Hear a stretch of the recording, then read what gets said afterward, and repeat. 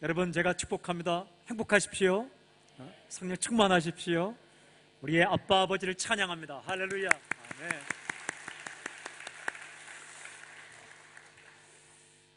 예루살렘에서 체포된 바울, 그가 말할 기회를 얻게 됩니다.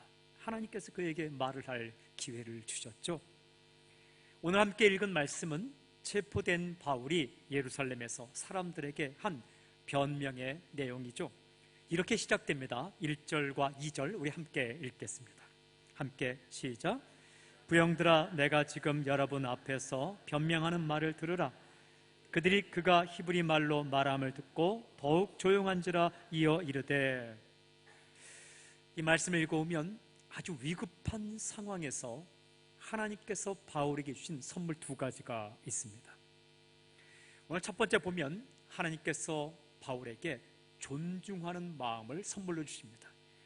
위기의 순간에도 상대방에게 함부로 하지 않고 상대방을 존중하는 마음. 바울이 체포되었다고 그를 붙잡은 사람들에게 함부로 하지 않습니다. 막말을 하지 않습니다. 위기의 순간이지만 아주 침착하게 행동하는 것을 볼 수가 있어요. 이렇게 시작하죠. 부형들아. 무슨 뜻입니까? 나의 아버지 같은 사람들, 내 형제 같은 사람들이여 라고 호칭을 부르고 있습니다.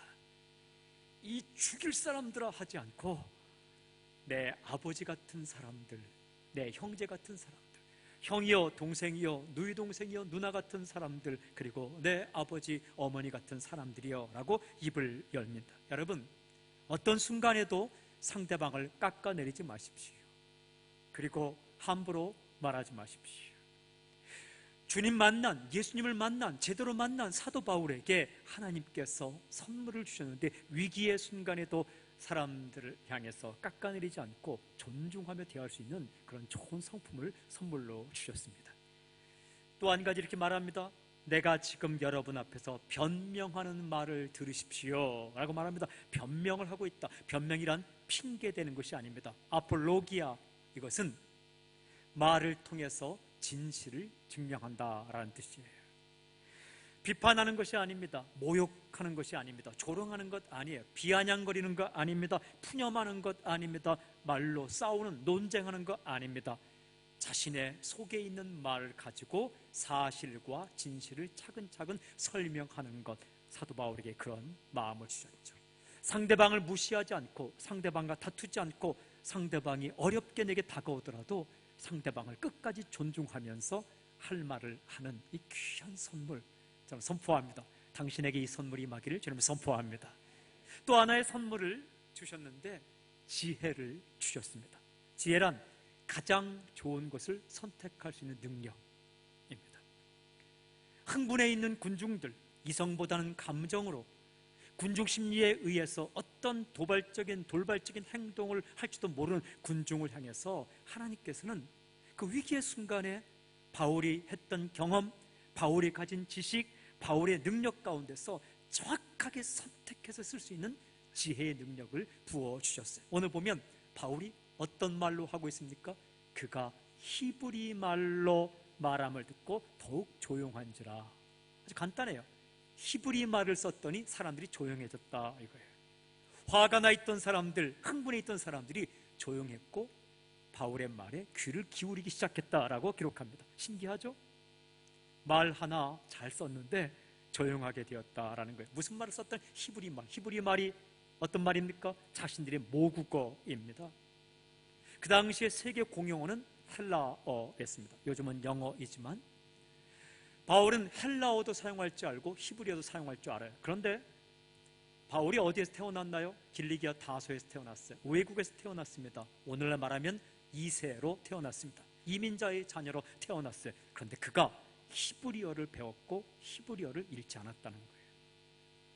그 당시에 흩어진 유대인이라면 다 히브리를 했는가? 그렇지 않아요. 유명한 학자들도 그 당시에 히브리어를 하지 못했다라고 역사가는 기록하고 있습니다. 사도 바울이 어릴 때부터 자신의 모국어, 자신의 말을, 이 부모님의 말을 배웠다라는 것이죠. 여러분, 우리의 2세들에게도 꼭 한국말을 정확하게 잘 가르칠 수 있기를 저는 선포합니다. 말은 중요한 겁니다. 그리고 우리 어르신들도 열심히 오늘부터 시작하시라도 영어를 하십시오. 중국어도 하시고 인도어도 하시고 파키스탄어, 인도네시아어 다 하십시오. 그런데 중요한 것은 그 결정적인 순간에 사도 바울이 그 히브리어를 사용했다는 거예요. 사도행 읽으면 사도행 21장 37절에 바울이 천부장에게는 헬라말로 한 것을 알 수 있어요. 천부장이 깜짝 놀랐죠. 내가 헬라어를 할 줄 아느냐? 라고 말하는 것이죠. 헬라 말도 할 줄 알고 히브리어 말도 할 줄 아는데 이 정확한 순간에 히브리어를 선택했더니 군중들이 자신들이 가장 잘 알아듣는 언어로 했기 때문에 조용해졌고 마음이 호감을 가지게 되었다. 여러분, 호감과 비호감은 종이 한 장 차이입니다. 잘못하면 사탄이 역사하고 마음을 빼앗기면 꼭 반대로 할 때가 있어요. 헬라 말을 써야 될 때 히브리 말을 써서 화를 내게 만들고 히브리 말을 써야 될 때 헬라어를 써서 화를 내게 만들 때가 참 많죠. 그런데 하나님께 지혜를 주셔서 그가 배웠던 언어를 정확하게 선택해서 사용하게 되었다. 우리에게 많은 경험이 있어요. 경험. 우리에게 많은 지식이 있습니다. 우리에게 많은 능력이 있어요. 그런데 정확한 타이밍에 정확한 것을 끄집어내 쓸 수 있는 능력, 그게 지혜입니다.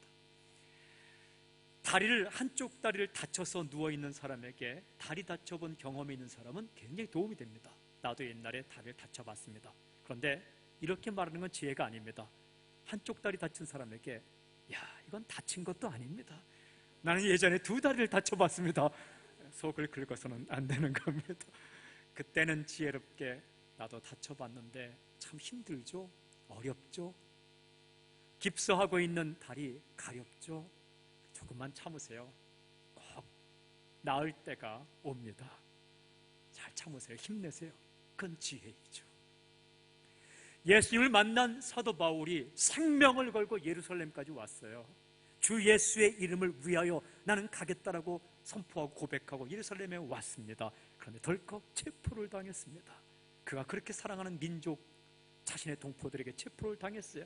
그때 얼마나 화가 나겠어요. 얼마나 분이 삭히겠어요. 할 일이 많은데 두 손 묶여 있을 때 얼마나 답답하겠어요. 그러나 그 답답한 순간, 화가 나는 순간, 흥분되는 순간, 그 순간에도 하나님께서 그에게 상대방을 존중하는 마음과 지혜로운 능력을 주셔서 사람들에게 할 말을 할 수 있는 기회를 얻게 되었습니다. 이 두 가지 선물이 오늘 사랑하는 여러분에게 임하기를 주님을 선포합니다. 그때 이제 이 바울이 말을 하기 시작하는데 무슨 말을 할까요? 경험을 이야기합니다. 경험. 자기가 겪은 경험. 어떤 경험입니까? 예수님 만난 경험. 이 이야기보다 아주 흥분되는 스토리가 있을까요? 차근차근 이야기할 때 간증의 핵심은 딱 두 가지입니다. 첫째는 나를 찾아오신 주님, 3절부터 9절까지. 두 번째는 나를 보내신 주님, 10절부터 21절까지. 첫째는 만남의 경험을 이야기하고 둘째는 사명의 경험을 이야기합니다. 오늘은 나를 찾아오신 주님, 만남의 경험 말씀을 묵상하기를 원합니다. 여러분 3절 함께 읽겠습니다. 3절 함께 시작.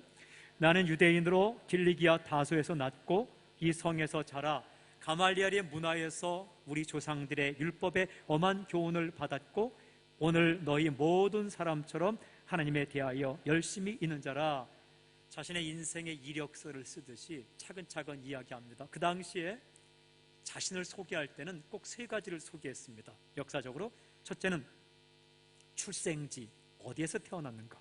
두 번째는 성장지, 어디에서 자랐는가.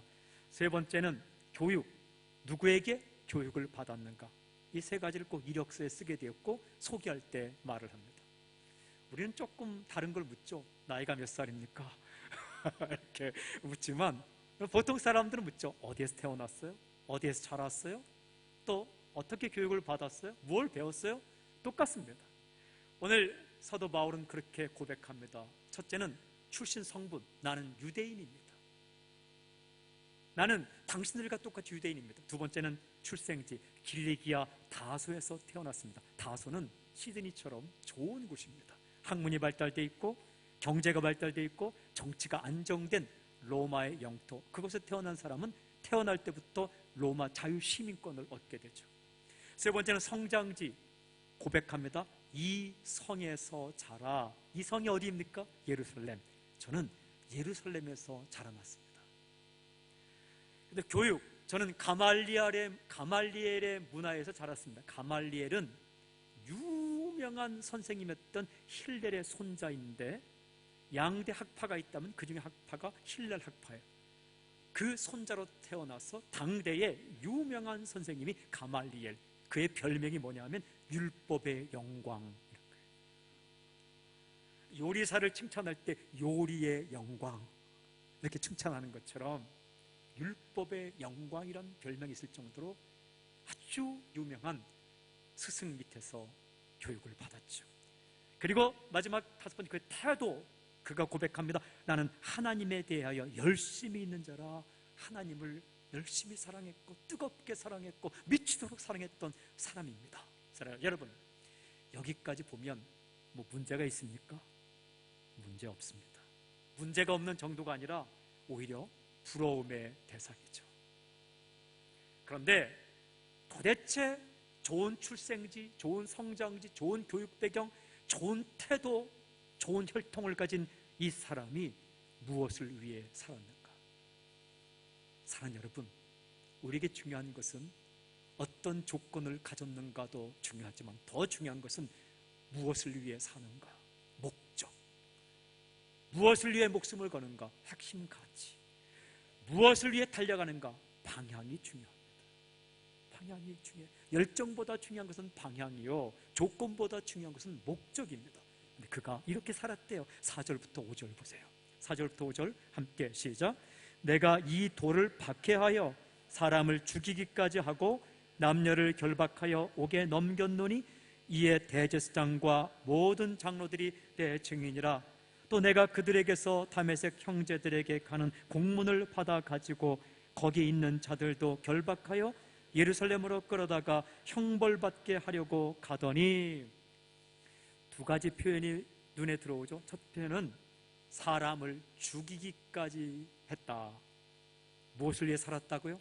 사람을 죽이기 위해 살았다. 또 한 가지 표현은 끌어다가 형벌받게 하려고. 무엇을 위해 살았다고요? 사람들에게 벌 주기 위해 살았다. 체포하고 끌고 다니고 밤이고 낮이고 먼 곳까지, 어디까지? 다메섹까지 가기로 결정했다. 이 말씀을 묵상하면서 저는 이렇게 묵상했습니다. 이렇게 살면 안 된다. 여러분, 우리의 삶의 목적이 사람을 죽이고 넘어뜨리고 내가 밟고 올라가고 끌어다가 형벌 주고 슬픈 인생이죠. 묵상하는 가운데 이런 마음이 들었습니다. 얼마나 힘들었을까. 대단히 열심히 사는 것 같지만 얼마나 마음이 허전했을까. 죽이고 결박하고 형벌받게 하고, 이것이 그의 인생의 목적이었습니다. 핵심 가치였습니다. 방향이었습니다. 중요한 질문을 한 가지 했어요. 왜 그랬을까? 왜 그렇게 살았을까? 대답은 간단합니다. 뭘 몰랐기 때문입니다.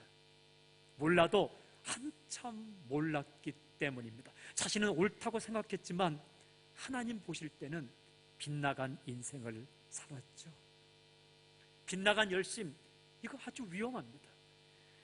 열심과 실력은 있지만 목적이 빗나갔을 때 인생이 꼬이기 시작하는 거죠. 가슴에 불은 있지만 목적하는 방향이, 달려가는 방향이 잘못됐을 때 인생이 엉망진창이 되었습니다. 하나님을 위한다고 하지만 하나님 보시기에 아주 좋지 않은 일만 하고 다녔던 것이죠. 좋은 스펙, 그러나 빗나간 열심, 좋은 배경, 그러나 빗나간 목적이 그의 삶을 멍들게 했던 거죠. 더 중요한 질문이 생겼어요. 이 사람을 바라보면서 예수님은 어떻게 하셨는가? 라는 거예요. 이 이야기의 핵심입니다. 배경과 좋은 조건을 가지고도 목적이 빗나간 채로 그렇게 어렵사리 살아가는, 사람을 죽인 끝에 오는 허전함, 사람을 끌어다가 형벌받게 한 그 끝에 오는 두려움, 그것을 끌어안고 살아가는 사람에게 예수님은 어떻게 하셨는가? 찾아오셨습니다. 그리고 만나 주셨어요. 늘 곁에 있으면서 그의 모습을 보면서 예수님은 그에게 찾아가셨고 그리고 그를 만나 주셨습니다. 그냥 버려두지 않았습니다. 그래서 바울이 예수님을 만나죠. 어설프게 만나지 않고 제대로 만납니다. 빗나간 인생이 어떻게 바뀔 수 있는가? 여러분, 그것은 만남, 예수님을 만날 때 인간을 창조하시고 사람을 만드시고 사람이 어떻게 해야 행복할 수 있고 사람이 어떻게 해야 자부심과 자존감과 만족을 누리며 살 수 있는가를 기가 막히게 알고 계신 창조자요 구속자요 섭리자인 예수님, 그분을 만나면 인생을 제대로 살 수 있는 거죠. 그래서 주님께서 그를 찾아가셨고 그를 만나 주셨어요. 그의 마음을 두들기고 그의 눈을 열고 그의 마음을 여는 그 사건이 이렇게 일어났다라고 그는 고백해요. 주님께서 그를 만날 때에 어떤 방법으로 만나 주시는가? 네 가지 중요한 만남의 경험의 특징이 잘 기록되어 있어요. 여러분 6절 이렇게 함께 읽겠습니다. 6절 시작. 가는 중 다메섹에 가까이 갔을 때에 오정쯤 되어 후련히 하늘로부터 큰 빛이 나를 둘러비치매. 만남의 경험 첫 번째 특징이 후련히, suddenly, 갑자기란 뜻이에요. 갑자기 만났어요. 사도 바울이 예수님 만나려고 며칠 동안, 몇 년 동안 준비한 것 아니에요.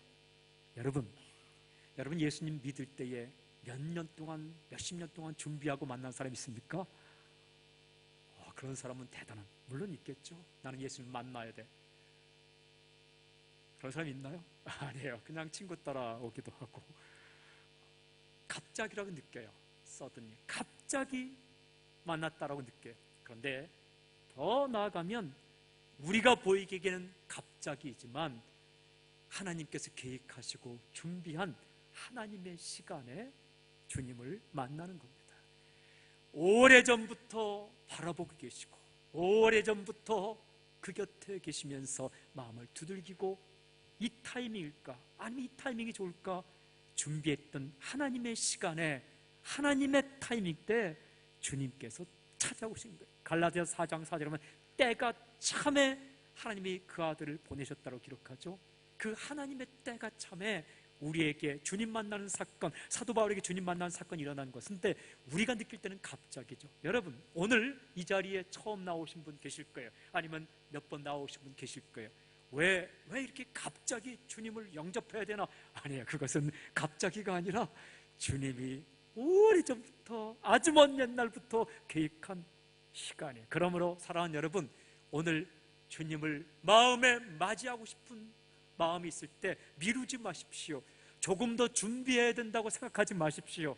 하나님께서 지금까지 많이 준비하셨습니다. 제가 인천에서 비행기를 이틀 전에 타고 왔는데 비행기를 타러 나가면서 어느 병원을 예배를 드리려고 들어갔어요. 표를 먼저 끊고 다시 차를 타고 나가서 예배 드리고 40분 전에만 도착하면 비행기를 탈 수 있겠다. 예배를 드리러 갔는데 7시에 이제 일을 마친 의사 선생님과 간호사 선생님들이 다 모여 있었어요. 예배를 드렸죠. 설교했죠. 예배 드리면 설교하지 않습니까? 그리고 찬양했죠. 그리고 말씀을 다 끝나고 축도까지 했는데 그 중에 한 분이 이렇게 말하는 거예요. 저도 하나님, 예수님 믿고 싶은데 잘 되지 않아요. 가끔가다 교회 몇 번 나가봤습니다. 그런데 도대체 내가 믿는지 안 믿는지 모르겠어요. 어떻게 하면 좋아요? 질문을 했어요. 전도가 시작됐어요. 그래서 제가 이렇게 말했어요. 예수님을 만났습니까? 만나지 않았습니까? 못 만났어요.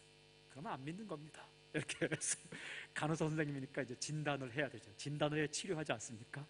제가 진단을 했으니까 치료를 하겠습니다 하고서 전도를 시작했어요. 그가 말했어요. 도대체 예수 믿는 게 어떻게 하는 것이 믿는 겁니까? 어떻게 하는 것이 믿는다고 말하는 겁니까? 제가 요한복음 1장 12절 영접하는 자 곧 그 이름을 믿는 자에게는 하나님의 자녀가 되는 권세를 주셨다.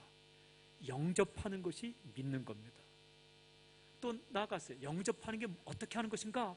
로마서 10장 9절 10절 사람이 그 입으로 예수님을 주님이라 고백하면 구원을 얻을 것이요 마음으로 믿어 입으로 신하면 의에 이를 것이다. 우리가 영접하는 것, 믿는 것은 어떻게 하는 것인가? 예수님은 나의 주님이십니다라고 고백하는 겁니다. Jesus is the Lord. 예수님은 바로 나의 주님이십니다. 주인이십니다. 이렇게 고백하는 것, 그것이 영접하는 것이고, 그때 예수님이 쑥 들어오십니다. 혹시 예수님은 나의 주님이라고 고백을 했습니까? 안 했습니다. 그러면 모델하우스 둘러보고 집을 사지 않은 것과 똑같습니다. 가끔 교회 나가보시고, 또한 이렇게 목사님이 찾아오면 원장 선생님이 예수 믿는다는 것 때문에 이렇게 모여서 예배 드렸지만, 가끔 둘러봤지만 도장 찍지 않은 겁니다. 오늘 예수님은 나의 주님입니다라고 고백을 하십시오. 그러면 영접하는 것이고, 영접하면 주님이 오시고, 그때 영원한 생명이, 구원이 임하는 겁니다. 그랬더니 이분이 나 어떻게 기도할지 잘 모르겠어요. 그러니까 제가 있지 않습니까? 그래서 저를 따라서 한 30초간 하십시오. 내 인생의 주님으로 예수님을 맞이합니다. 예수님은 나의 주인이십니다. 내 모든 죄가 주님의 피로 용서되었음을 믿습니다. 그래서 예수님을 영접했어요. 제가 머리 안수하고 기도했어요. 그런데 이렇게 말하더라고요. 목사님, 제가 이렇게 영접은 했지만 앞으로 예수님 뜻대로 잘 살지 않고 잘못 살면 어떡해요? 그 질문하더라고요. 정말 성숙한 질문이에요. 그래서 물론 가끔 곁길로 갈 때도 있지만 예수님께서 당신을 놓지 않으십니다. 예수님께 절대로 당신을 놓지 않습니다. 예수님이 당신을 선택했고 함께 하시기 때문에 놓지 않습니다. 염려하지 마십시오. 곁길로 가다가 또 돌아오십시오. 그랬더니 이분이 얼굴이 환해지셨어요. 그 옆에 있는 분들도 기도해주고, 그 옆에 아직 안 믿는 사람이 또 한 명 있더라고요. 다음 기회에 제가 꼭 그래서 기도해 주었습니다. 언젠가 또 때가 돼서 그 병원에 가서 예배 드릴 때에 그 사람을 보겠죠. 저는 1년이 지났으면 그 사람이 변해 있을 줄로 믿습니다. 그 사람은 이렇게 느꼈을 거예요. 왜 내가 갑자기 이렇게 7시에 병원이 문을 닫고서 퇴근하지 않고 잠깐 예배 드릴 때에 그런 마음이 생겼을까? 처음 보는 목사님에게 왜 구원의 문제를 물었을까? 갑자기가 아니죠.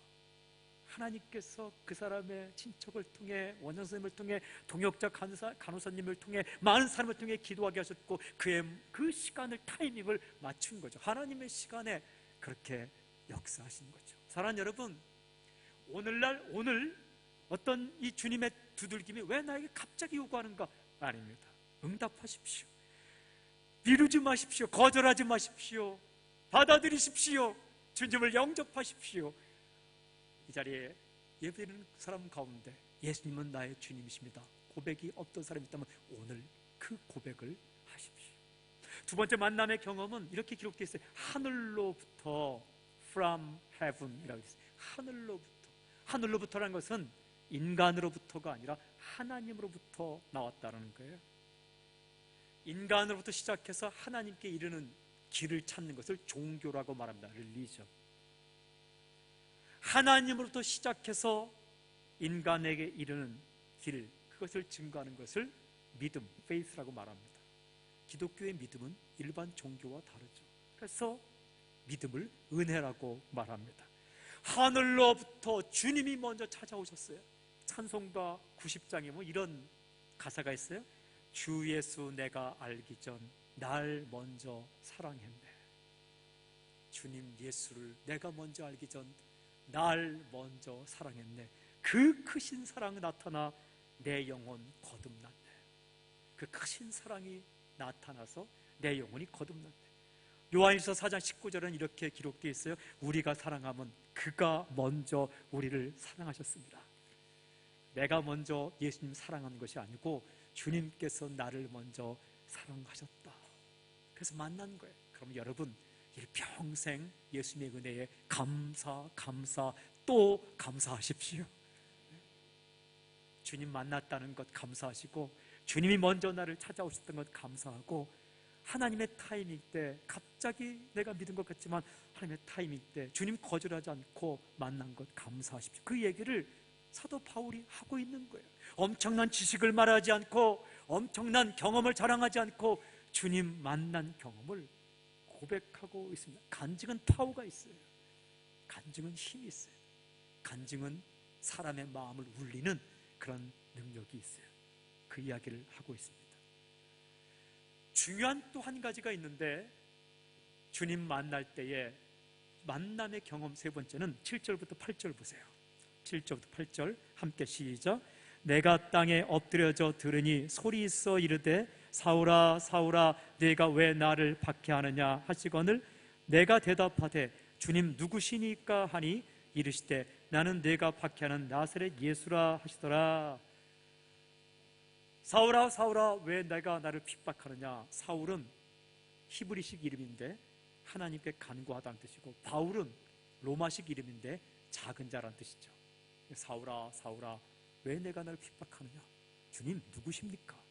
나는 내가 핍박하는 예수다. 이 대화를 나누기 전에 한 가지 행동이 있죠. 어떻게 기록되어 있습니까? 엎드러져 들으니, 땅에 엎드러져. 갑자기 하늘로부터 빛이 비추고 음성이 들릴 때 사도 바울이 땅에 엎드려졌다. fell to the ground. 땅으로 바짝 엎드렸다. 엎드러짐의 경험, 이것이 주님 만남의 경험이에요. 거대한 빛, 나와는 상대가 안 되는 그 하나님,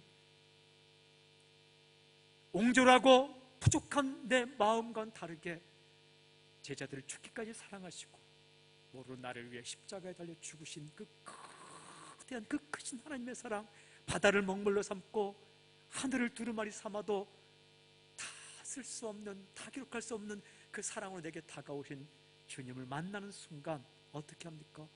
엎드러졌다 이거예요. 엎어졌다 이것입니다. 이것이 진짜 제대로 주님 만난 사람의 경험이에요. 주님 앞에서 엎드러짐의 경험이 있는 사람은 세상을 향해 일어섬의 경험을 하게 됩니다. 근데 반대로 주 앞에서 한 번도 엎드러지 못한 사람은요, 세상을 향해 비굴하게 고개를 숙입니다. 주 앞에서 무릎 꿇은 경험, 그것이 바울의 경험이었어요.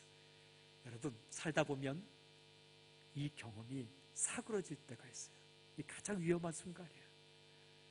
나는 아무것도 아닙니다. 나는 할 수 없습니다. 주님 나를 붙들어 주세요. 내가 할 수 있는 것은 아무것도 없습니다.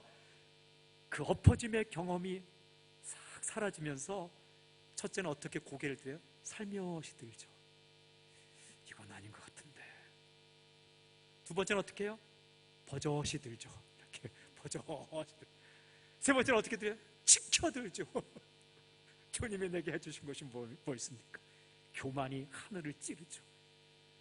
그때마다 처음 주님 만날 때의 엎어짐의 경험, 그 자리로 다시 가십시오.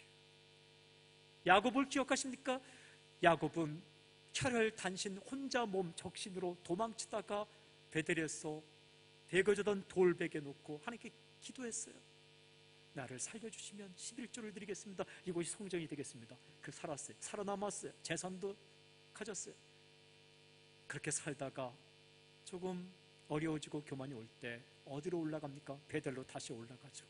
주님 만난 그 자리에서 또 엎드리죠. 아무것도 없을 때, 아무것도 가지지 않았을 때 사랑하신 그 주 앞에 엎어져서 또 기도하죠. 그리고 형 에서를 만나죠.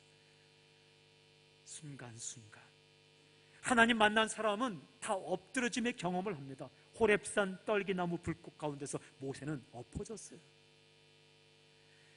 환상을 본 이사야는 그 앞에 엎드려졌습니다. 나는 죄인입니다.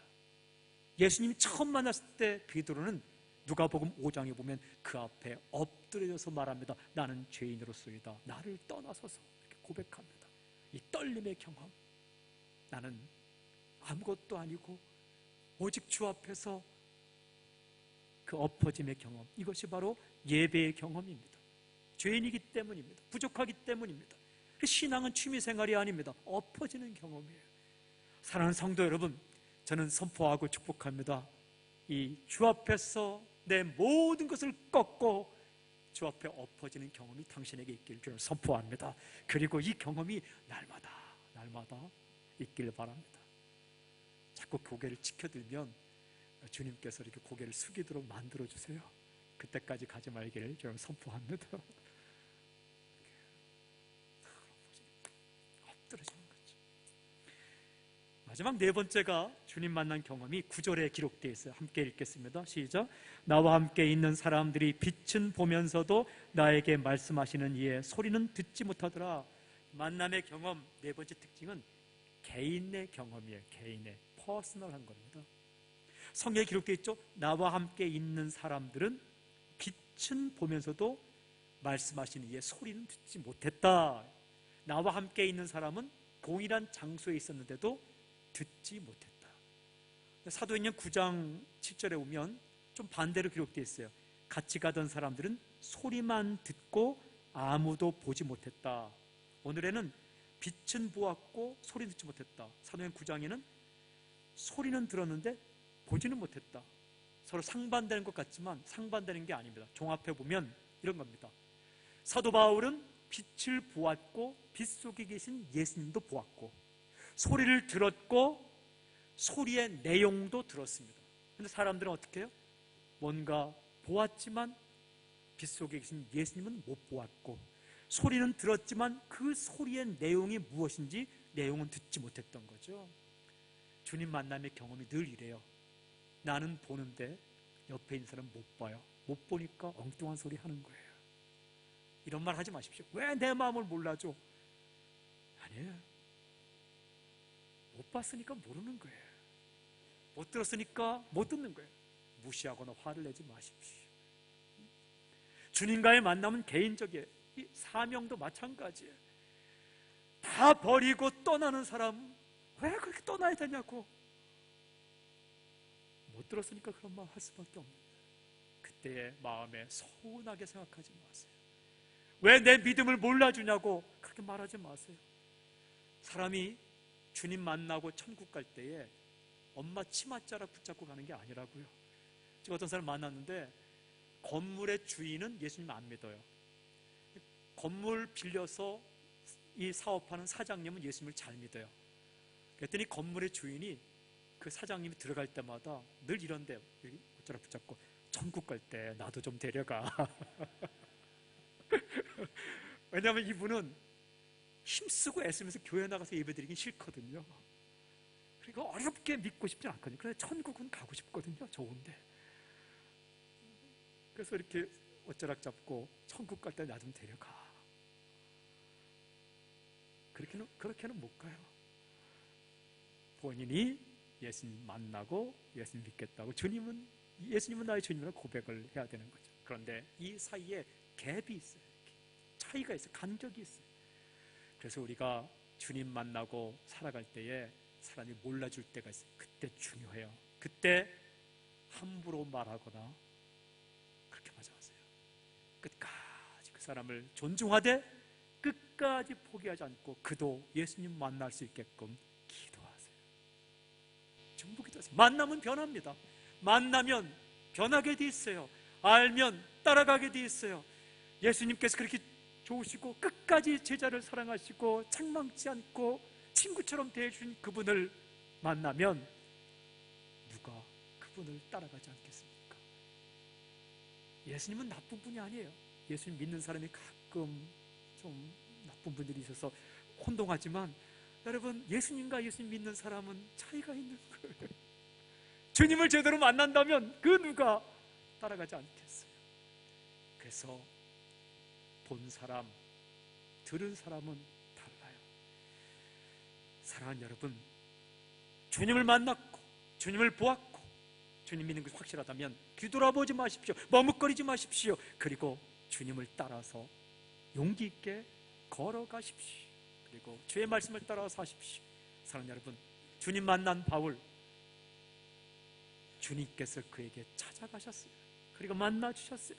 그가 변했습니다. 누가 뭐래도 핑계대는 인생이 아니라 솔직하게 존중하는 마음으로 증거하는 인생을 살았습니다. 저는 오늘 당신에게 이런 사건이 있기를 주의 이름으로 선포합니다. 그리고 당신이 기도하는 사람, 당신이 사랑하는 누군가에게 오늘 주님께서 찾아가 주시길 주님을 선포합니다. 우리의 자녀들에게 오늘 주님이 찾아가시도록 기도하십시오. 병상에서 홀로 어려워하는 사람에게 주께서 찾아가도록 기도하십시오. 그리고 경제적인 어려움으로 신분의 문제로 어려워하고 있는 그에게 주님 오늘 그의 마음을 두들겨 주십시오. 갑자기라고 생각할지 모르겠지만 주님께서 그 타이밍 때 두들겨 주십시오. 주님 만나게 해주십시오. 그렇게 기도하십시오. 당신이 누군가가 주님 만나는데, 주님께서 그 사람을 만나는데 통로로 쓰임받는 놀라운 역사기를 주님을 선포합니다. 기도하겠습니다.